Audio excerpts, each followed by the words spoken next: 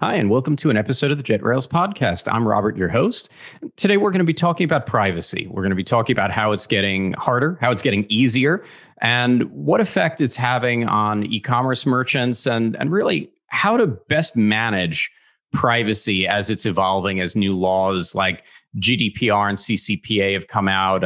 Even as we record this, there are new laws that are hitting the books and, for different states here in the US and different parts of the world. And so with me today, we have Matej, who's an expert in the field and representing his team at Nzuzo. With no further ado, Matej, would you do the honor of introducing yourself? Yeah, thank you very much, Robert. It's a pleasure to be here and talk to your audience about data privacy, such an important topic. My name is Matej Prgin. I am the founder and CEO of Nzuzo, and we are focused on helping merchants basically streamline and make data privacy easy, make complying to data privacy easy, and also make it part of the user, make it a positive part of the user experience. Yeah, and I always love to ask, how did you come to the name Nzuzo? That sounds pretty unique. Yeah, well, as when you're trying to name a company, you want to sound unique and also have a domain name that you can get, and also have it be hopefully meaningful to what you do. So, Nzuzo actually means privacy in the Igbo language, which is an African tribal language spoken in Nigeria. And before we settle on the name, we did check with a few Igbo speakers to make sure it doesn't mean something other than privacy, but it does indeed mean privacy in that language. So that we thought that was a good name to use. My African tribal language professor from college would be very upset with me right now that I didn't know that. that's Yeah, we're not the first to do it. Ubuntu, the Linux distribution, is obviously another one, but I never even really thought about the origin of the name, and here I am working for a web host that uses lots of versions of Linux, including Ubuntu. That's really interesting too. Learned two new things. So I'm going to, as I often like to do, pull it back a little bit to try to give our audience maybe a level set on the overall topic. Hopefully, listeners have heard about some of these laws that have been hitting the books around the globe, both in places like Europe and in North America.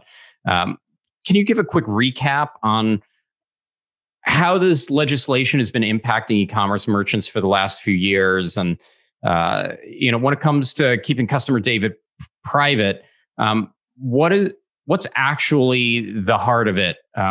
What are the overall expectations of these laws, and what is it from the merchant's perspective that they should really have in mind when they think about them?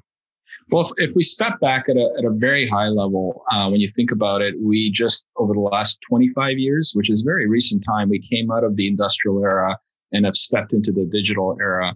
And previously in the industrial era, personal data did not have as much value as it does today.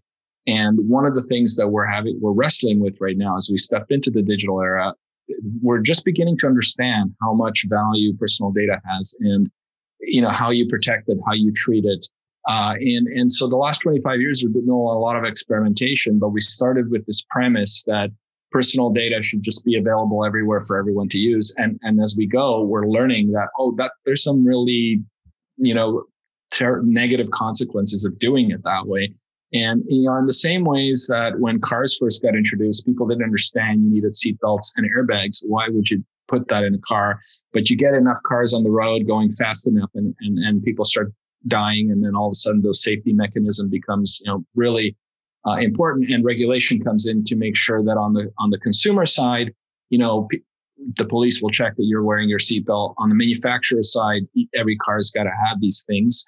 And I look at data privacy as what seatbelts and airbags were to cars, back a century ago, which is their safety. It's a safety mechanism to make sure, we have a good way of getting everything done, but it's done in a safe and sort of a safe way for consumers. So that's a very high level overview of the purpose of where data privacy is going. And I think we're just at the beginning of this trend. This is going to accelerate. A lot of people are saying that COVID accelerated the digital era by 5 years because, we had no choice but to basically embrace the online world. And, we're certainly seeing data privacy is becoming a much more prominent topic as that's happening. That's an interesting way of looking at it. So in essence, as technology is speeding up, data privacy may as well. I mean, look, I've seen a lot of these things. There's often a snowball effect. So one state decides that for sales tax purposes, they're going to treat marketplaces differently. They'll make the marketplace collect the sales tax on behalf of the sellers. And next thing you know, other states are like, oh, we can make sure we collect more revenue that way. Like, who's going to chase after this little Amazon seller? But we'll make Amazon collect the tax on their behalf. Yeah, and next thing you know, one by one, they follow suit. And that doesn't just impact Amazon. That impacts lots of smaller marketplaces and new entrants to the market. And so I suppose it's a little bit of the same here, that there's reason to expect a little bit of that. So I know California already has the CCPA has laws on the books. Who else is kind of top of mind here in the US when it comes to data privacy laws that are emerging? Yeah, that's a great question. I think, it really all started in Europe with GDPR back in 2018 when that law came into effect. And then California was sort of next with CCPA. Brazil, a lot of people don't know about this, but Brazil has LGPD, which is actually very similar to GDPR that came into effect last August. So this is an international thing that's happening. Canada is in the process of putting in what's called Bsa 11, which is very similar to GDPR. That's actually been announced and under review right now. Virginia has just announced a law. There's a lot of work in New York and Massachusetts, and I think there is a push at the U.S. federal level, probably once the COVID stuff is kind of through. I don't think people want state by state patchwork at the end of the day in the U.S. So although multiple states are moving, Virginia, California, and others in that direction, we do expect at some point a U.S. federal regulation so that it's easier for businesses to comply with one thing and not multiple things. But where we sit today, it is kind of happening at the state level faster than it is at the federal level. Yeah, well, if you think about it, for a business, let's say that you're in Texas and there's no Texas law about this, but if you're then, in order to sell in California and Virginia and all these other places, you're going to have to observe regulation anyway. And then you have to balance all these different regulations, might actually be worse for those businesses than one universal. So I'm with you there, that I think that there's every reason to expect that it's going to get attention in other countries and from the federal government here in the U.S., and that there'll be at least some thought into it. It'll be interesting to see where that leads. I don't make a lot of guesswork on what comes out of political arenas, but I'm with you there. And it's important to understand some of the regulations apply to where the customer is coming from, not so much where the business is. I think this is really important. So if you're based in Texas, but you have customers in California, you have customers in Europe, those regulations gives your users certain rights that they can assert, like the right to be deleted, the right to have access to their information. So you're in Texas and you're thinking, we don't have a law. Yeah, but you want to sell to California, you want to sell to Europe, you want to sell to Canada, and all of a sudden you need multiple regulations that are not in your home state that you actually have to comply with. And that's the thing that makes this so complex. So, a lot of businesses are just looking at the most stringent regulation right now, which is GDPR, and just saying, I'm going to do that because then I'm probably okay in many other places, even though I don't necessarily have to do it for all my customers. Just the work to figure out which ones you do it for and you don't. That's actually, it's work to figure that out. So sometimes it's easier just to do it for everybody and get ahead of the game. So, yeah. And it's kind of switching gears. What are the trends when it comes to shoppers? Do shoppers really, by and large, care about data privacy? I'm sure if you poll them, that they'll say, of course, that they want their data to be treated well. But in reality, are there any trends that merchants should be aware of in terms of how shoppers are reacting to websites? Are they checking privacy policies? Are they changing buying habits because of any of these topics? Yeah, that's a great question. So I think when you think about consumer sentiment, you think about, you can sort of think about all the social issues that we're all wrestling with, because that's kind of, consumers react in a kind of the same way towards multiple types of issues. And in many ways, data privacy is also a social issue. So when you think about all the social stuff that's happening, whether it's, Me Too or, Black Lives Matter or any of that, there's typically the pattern is there's kind of a buildup of things that happen. And then there's kind of a catalyst point, and all of a sudden it seemingly comes out of nowhere where you have, say protest, and it becomes like a really important topic. But the buildup is kind of predictable. You can kind of see it happening. So in the privacy world, you could see some evidence around, when the Edward Snowden thing happened, and that was a big revelation that, oh my God, all this data is out there, and these are the types of people that have access to it. When Cambridge Analytica happened and people understood, wow, all the places your Facebook data could end up in, those were things that were kind of like building up the powder keg and starting to, and I do expect that as we have more data breaches and more events like that people are starting to, there will be a catalyst event where it becomes, quite mainstream. So right now, I would say there is a small percentage of consumers that are really, really passionate about data privacy. Some of the evidence of that is you look at sites like DuckDuckGo, which is a version of Google that's more focused on data privacy. So the idea is you do a search and it doesn't profile you. It just gives you results based on your search terms, not based on your personal information. They publish, a page on their site that shows their traffic, and it's grown exponentially over the last few years. So more and more people are going to a place where they can search the internet with data privacy, in place. So that's one point. You're seeing companies like Apple that are advocating data privacy, and really, Apple has run Super Bowl commercials on data privacy and really putting in place things like new app store rules that every app has to have a nutrition label for data privacy and things like that. So they're educating the market.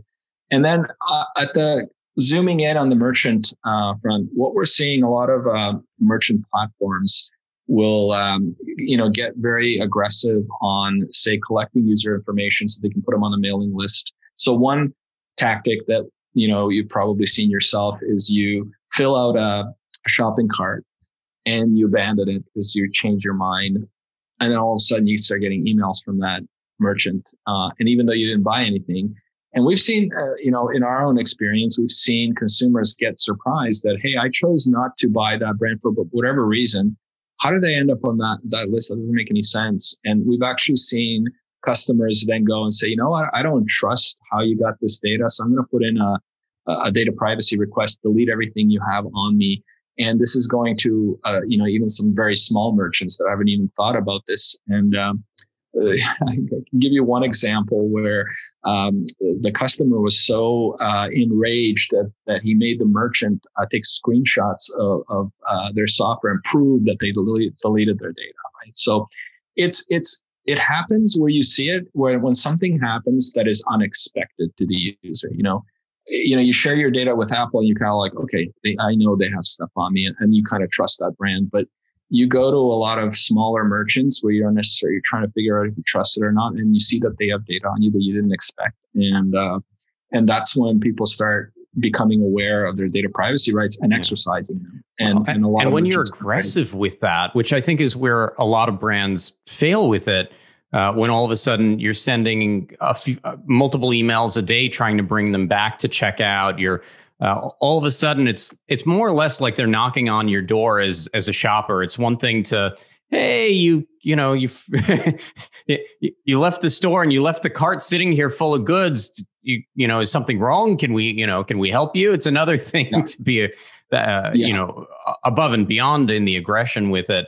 Again, with someone that you're absolutely right that you don't have a relationship with yet, that you don't have a rapport. Yeah, it's a whole different thing. Exactly. It's a whole different thing when it's a brand you trust that is marketing aggressively than someone you don't even barely know that's marketing aggressively. I mean, it's sort of like a neighbor you've known forever that comes over to your house, invites themselves over for a drink, and you sort of don't mind, or some complete stranger comes knocking on your door and says, "Hey, could I come in for a drink?" Right? You're sort of like, I was waiting at the bus stop with you last week. Like, I figured I'd just come by and have a drink. Yeah.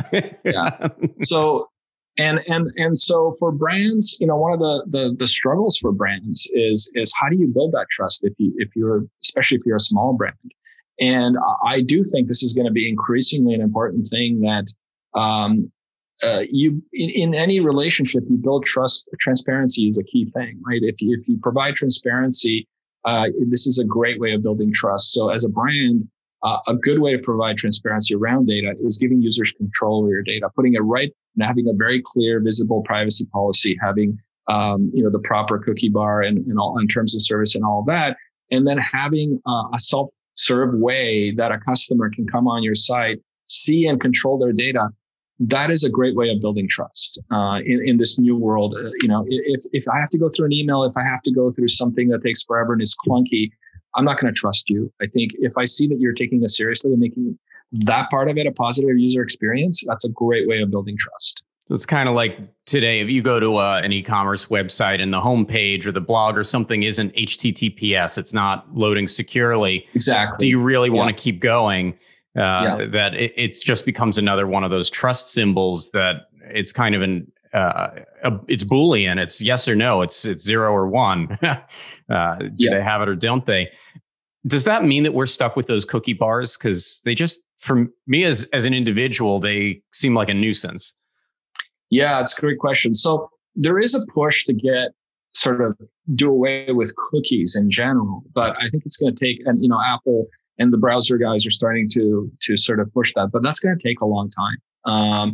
And in the meantime, we are stuck with the cookie bars, and I think, if you look at Europe, GDPR says that really your cookies should be off by default, except for the essential cookies.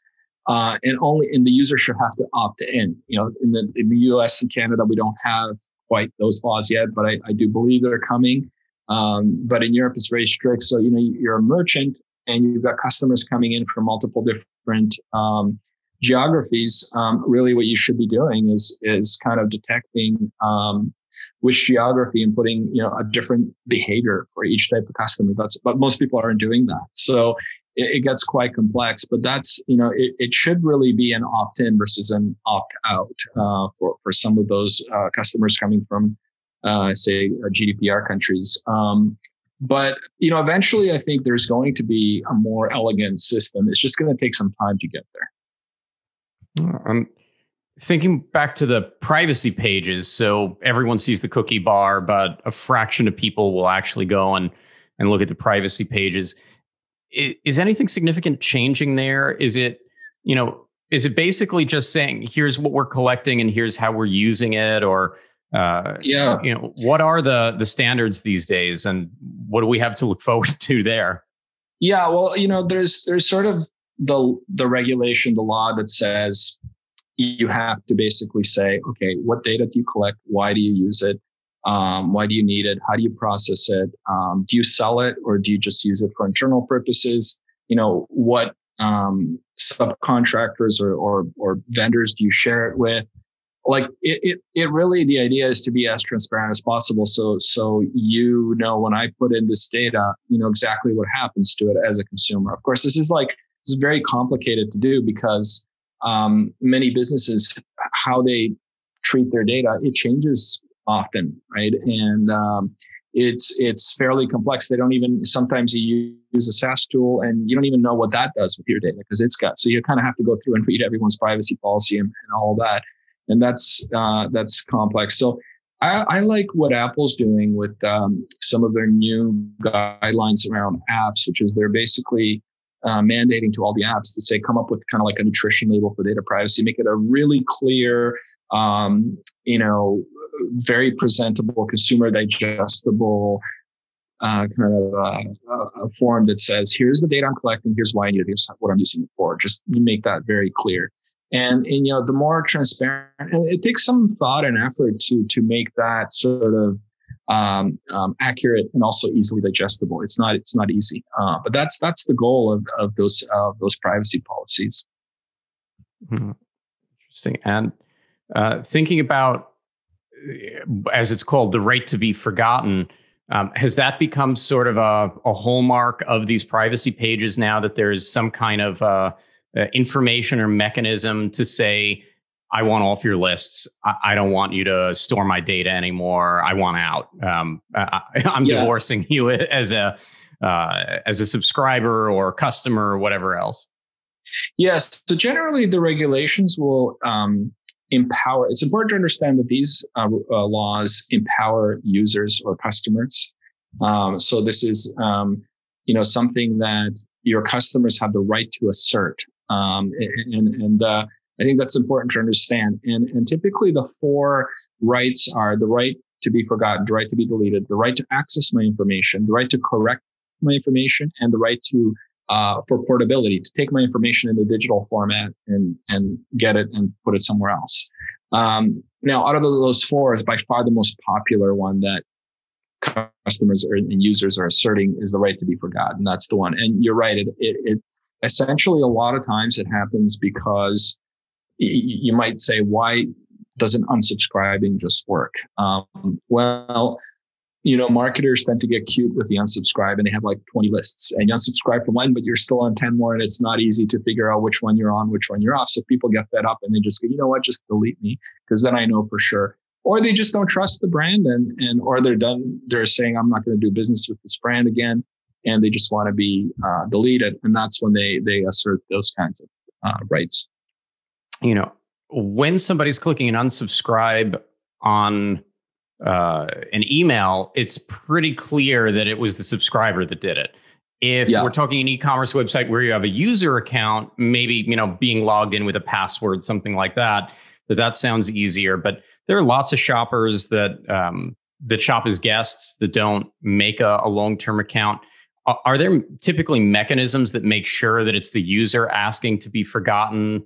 I wouldn't imagine that there's a lot of abuse of this, at least yet, but at some point I could see, anybody could just say, here, this is my email address. It's not theirs, it's somebody else's. Take me out of your stuff, so that, I don't know, I don't know, maybe, I don't know what it is, but maybe the boyfriend or girlfriend doesn't get emails from that store anymore. That'll take care of that shopping problem, or whatever it may be. Yeah, I mean, so if I'll give you one of the biggest examples of where sort of, I don't know if I call it abuse, but it's just that it's an unintended use of this mechanism. Blizzard, the gaming company that makes Hearthstone and Overwatch and all that, they at one point decided that under pressure to the Chinese government, they were going to shut down some of their Hong Kong services, and a lot of the Western customers decided that they didn't agree with that. So they bombarded Blizzard's GDPR site with GDPR requests as a way to DOS them, essentially, denial of service, just making them do so much work answering and these things. And so they did that. So that was like one of the bigger examples of kind of like a misuse of this mechanism. And you're right, because when these requests come in as an organization, your responsibility is to authenticate the user, find the data, comply with the request. And you typically have 30, depending on the regulation, 15, 30, 45 days, between 15 and 45 days to complete that request. And in the case of GDPR, if you don't do it, there's fines of, 2,000 euros if you miss your 30-day deadline.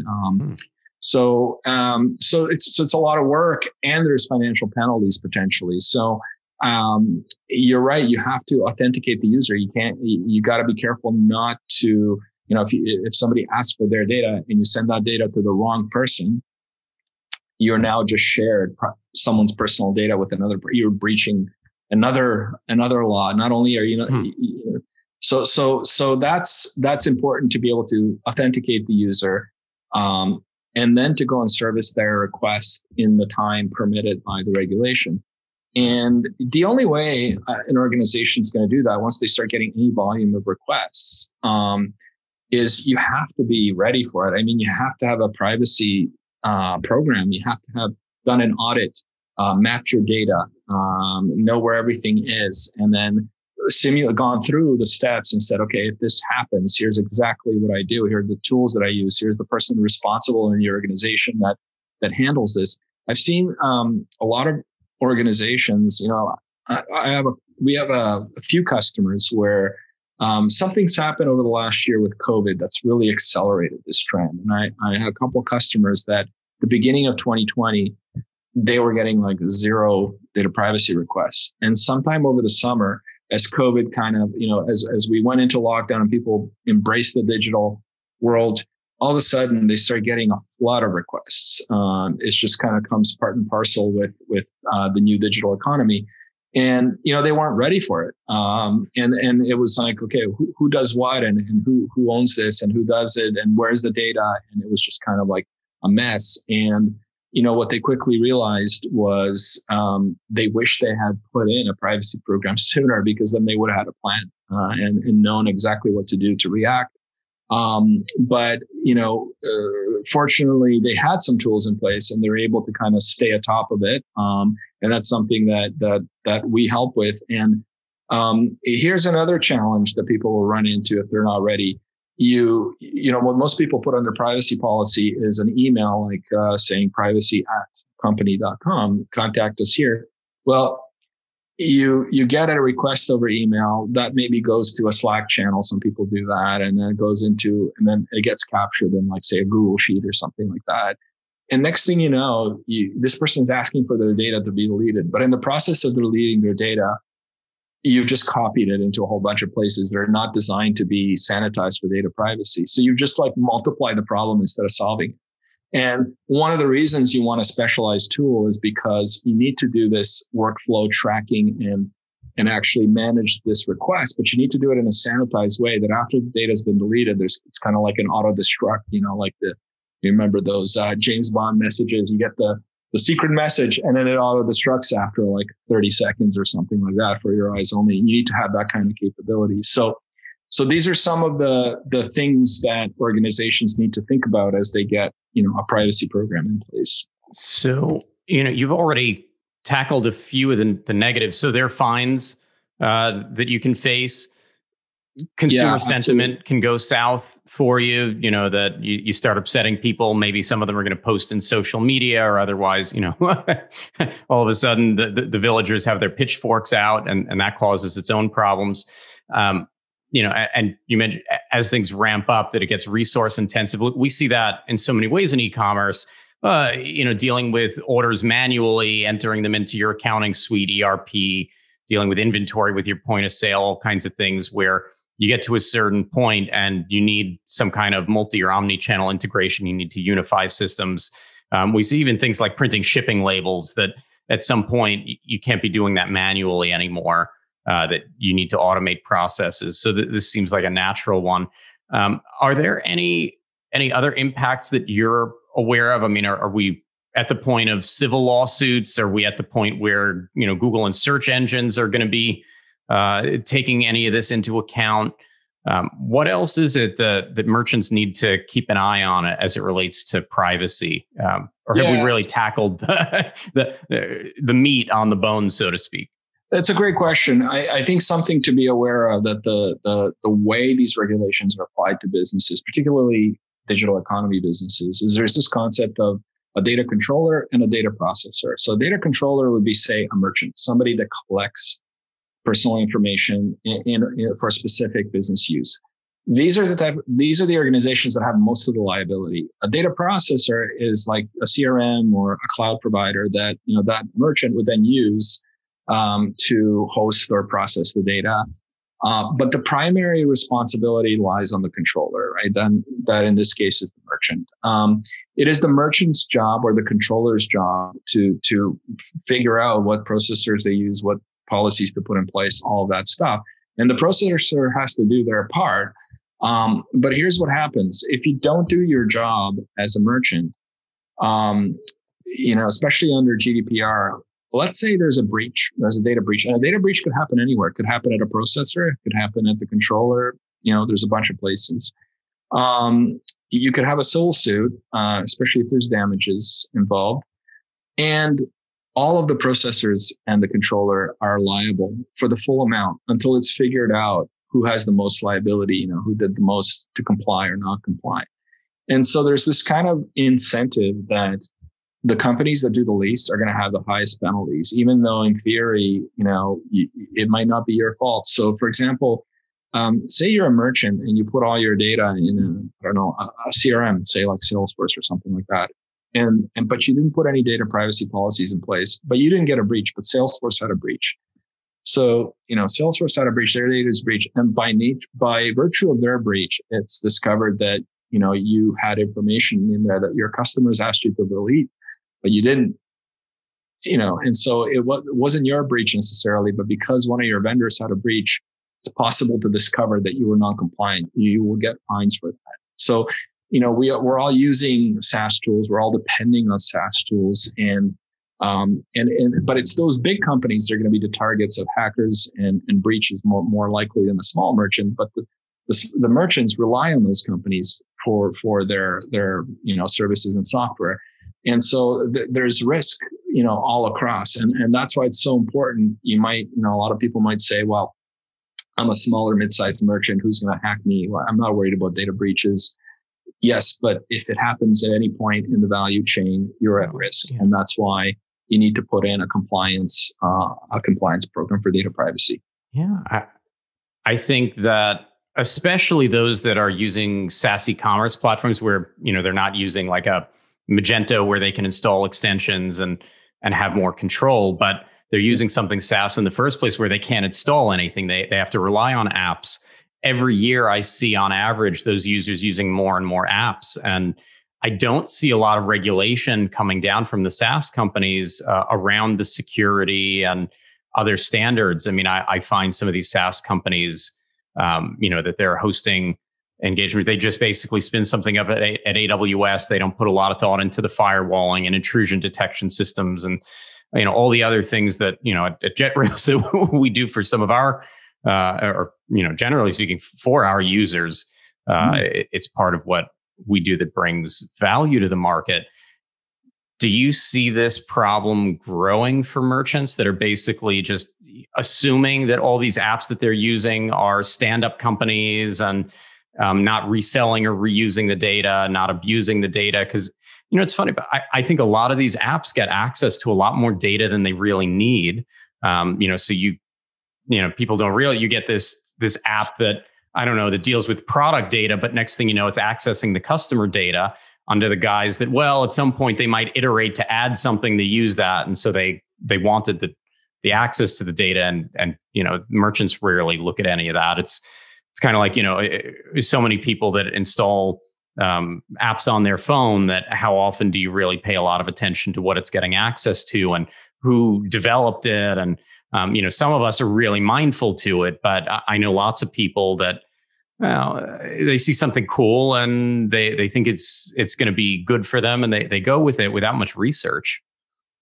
Yeah, it's a great point. And there is a best practice that's evolved to deal with this. If you look at a lot of larger organizations, especially enterprise, but mid-market as well, what people are doing, if you have a data privacy officer in place, one of the things, or a security officer, one of the things they're doing is running these what's called Bsa surveys with all their vendors, vendor security assessment. And there's a standard spreadsheet out there that anybody can get. You can Google that.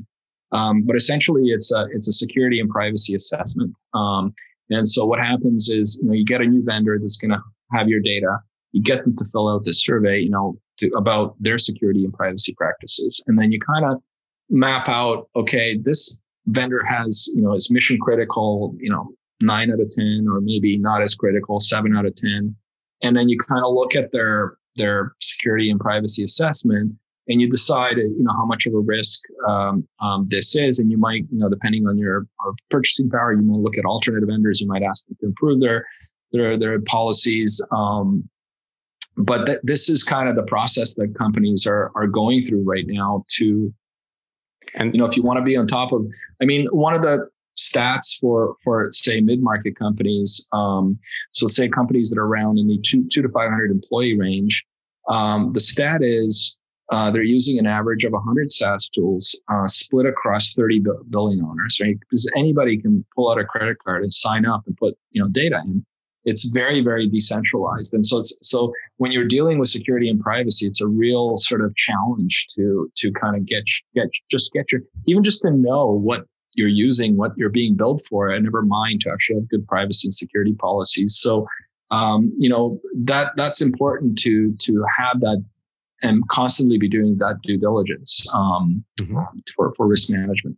Yeah. Now, I know that there's also, you mentioned some timelines for deleting things, and thinking back, to what I see on the web hosting side, where we've spent a very long time dealing with things like PCI compliance, where you have 30 days to patch, and really you want to patch as quickly as you can, because once a patch is announced, that vulnerability is now known to hackers. It's known to everyone and anyone. But there are things that we see that are sometimes harder to remove. So we deal with the security side of these compliances because, we're going to be there to help lock it down, to make sure that there isn't some kind of event that's going to cause fines and civil suits and all these other negatives. And not everyone has all those layers like intrusion detection systems and all these other things that we operate. But backups typically contain this data and don't fall off for a while. It's not easy to remove a customer's data from a compressed backup that's sitting there, that's X timeline old. Or the same thing I get would happen for the merchant. They may need to hold on to certain data for tax authorities or other things that not everything can always be deleted immediately. What's your take on how specifically e-commerce merchants navigate some of those waters, because they have certain digital needs that may not be the same as just someone that's got, some random person's information in a CRM that they're emailing, but they don't have anything, all that worse than that? Yeah, that's a great question. And I think backups are a pretty big issue. I would start with this. The regulations provide this idea that a merchant or a business can assert that they have, implied consent or implied consent. If a certain piece of information is critical to doing business with that customer, then they have implied consent from that customer. So such as, and taxes would be one area where you have to, there's another regulation you have to comply to. You need information to do that, and you get to keep that. But what the regulations say is you get to keep that information for the minimal amount of time possible, and only while you need it for that specific purpose. And it is down to a specific purpose. So if you can justify for pieces of information that you need them for a specific person to do business, then that's fine. You can that'll stand up in court. But if you're just collecting as a merchant data just because you're collecting data and you want to maximize your revenue, which a lot of us want to do, then and you don't have that explicit consent and you can't argue implied consent, then that's where the risk is, I think. So and so when you look at whether it's in a backup or whether it's in another structured format, that's always one of the lenses. But then specifically to backups, that's a huge issue. And this is why I think a lot of data privacy challenges need to be solved at the data ingest layer. So if you only collect the minimal amount that you really need, then you kind of tend to make all those other things a lot easier. We're still stuck in this world of we just collect everything and hoard it. And that's the thing where that habit needs to change.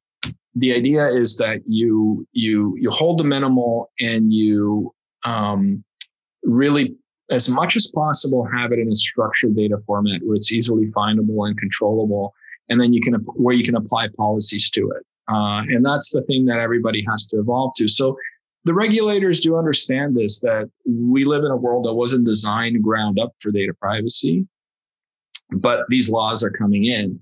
And so they can't really go, if they started to really apply the true rule of law to everybody would be getting fined and sued, right? But I think what we've seen is, in terms of the fines, still really focused on making an example out of the people that are doing absolutely nothing or the least or the most egregious examples. And, one of the things, there was a study done by Harvard Business Review that tracked, the performance of public companies that had data breaches after the data breach and correlated that to their privacy programs in terms of what they had on their website and good privacy policy, the ability to control the data through a DSAR form and things like that. And what they found was that the companies that had a data breach but were taking privacy really seriously and had it front and center on their website, they suffered the least stock drop. In fact, they didn't have any stock drop. People kind of gave them a pass, saying, you're doing your best. Data breach can happen to anybody. But if you're doing your best, that's kind of the water. But the companies that were doing very little, next to nothing, they had as much as a 10% stock drop after a data breach, right? As a result of that data breach, it's huge. So this is kind of some of the evidence that says, if you're putting in the effort, doing your best, even if it's not perfect, you're still going to get rewarded. There's a benefit to that. You don't have to be perfect, but you have to be doing something. Yeah, look, on the security side, we talk about 0-day events where it wasn't that you didn't patch, it wasn't that you weren't following the best practice of the day. Hackers discovered something new and exploited something new, and it's not something that you could have prepared all that well for because it wasn't a known threat. There are certain understandings within the security community. I have certain pieces of these laws that I keep in mind on the hosting side. With GDPR, you're supposed to have processes for regularly testing and assessing and evaluating and dealing with your overall security measures. And so, brands that neglect to do that, that's a rough spot. And so, it's the same folks, basically, if you're dealing with PCI compliance, and you've got, proper web application firewalling tuned and monitored and managed, and you've got these other things being handled well, you're probably in pretty good shape. If you're following least privileged access principles and the other things that teams like JetRails assist with. CCPA, from what I've seen, in some ways takes it in a little bit of a different direction. They specify that if a consumer's data is stolen because forms are not encrypted or you've otherwise basically left the front door open, consumers can sue you. And that they've really, I think at some point we'll start to see that come up where, maybe class action suits or other issues that people will look at. That do they care as much that their private data got stolen as that, that they had financial consequences. Their debit card was stolen and abused, and that put them in some kind of hardship. It's going to be an interesting road forward to see as more people become aware of these laws, and for better or worse, the legal community comes to grips with them. How do they actually get applied? Who uses them and how? I don't think, but going back to something you said earlier, I think we've just barely scratched the surface with this, that it's still a new day with so much of it. Yeah. I mean, ultimately where we want to end up in a world is where everything's designed for data privacy and ground up. It's going to take us some time to get there. So while we're getting there, we got to sort of collectively all become educated and put, some best practices in place. And I tend to think about there's some similarities to data privacy and say financial compliance. You can't avoid, we all know this, not doing your taxes and not having, if you're running a business, not doing the books every year and all that stuff. It's just something that we all need to do. I mean, and this is going to be one of these things, because data has monetary value. You're going to have to, go through a process to manage it responsibly. And it's just a cost of doing business for everybody. Yeah. And I think that's part of the nature of the challenge, is that as these things get more complex, it sometimes adds to or often adds to the responsibilities of the merchant. But it becomes unnecessary. And so maybe there's that extra rung that you need to think about before entering the market in terms of responsibilities, time or labor or other cost centers. But circling around that side of it, just briefly, larger companies, they have compliance officers and security focused personnel or IT focused full-time personnel that probably have an easier time taking on these sorts of things. What is your perspective in terms of SMB? Should most SMBs be, trying to tap someone within their organization as is to oversee these things and kind of be the point person that, at least at a high level, just like maybe someone in finance or bookkeeping understands basic tax implications, that someone needs to understand the basics here? Is it about tools and software? How do they make sure that they're meeting customer expectations and just at least handling a base level? Yeah, no, that's a great question. I think for SMB, it's going to be similar to some of the other compliance areas that you mentioned, finance and legal. You don't tend to have a full-time lawyer or even a full-time accountant sometime on staff until you get to a certain size. And so what you end up doing is maybe hiring a part-time resource, like outsourcing, and going to a specialist to just sort of bridge the knowledge gap. But then you also increasingly we're relying on SaaS tools that are easy to use, intuitive. I personally use Xero for a small business accounting package, and that allows me, for example, in the old days of some of the old non-SaaS accounting, you really needed an accountant to drive it. Some of these SaaS tools now are sort of like, I need an accountant once a year to do the filing, but I can do everything else myself. And so our goal at Nzuzo is to be that data privacy platform for small and mid-sized businesses, so that you might need to talk to a privacy specialist maybe once a year, a couple of times, just to get a program in place and just to ask some specific questions. But then having a privacy platform, a SaaS tool that is easy to use, intuitive, where you can go to for most of your day-to-day type stuff in terms of automating, finding data, working through the deletion workflow, the customer authentication, the privacy policy, the cookie bar, all that stuff.